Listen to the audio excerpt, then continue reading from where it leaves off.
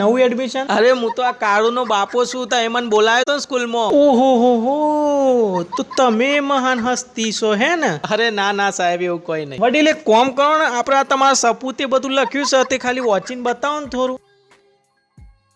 હાલે લેખો ફળ અરે વડીલ, સીધી નોટ પકડો, ઊંધી પકડી છે.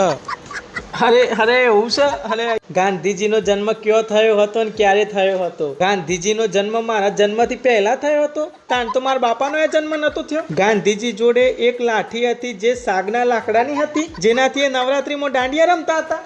ઉભો થજે, આ બાજુ આવજો. ઉભો થામાં જો સાહેબ આગળ ઉભો રહો.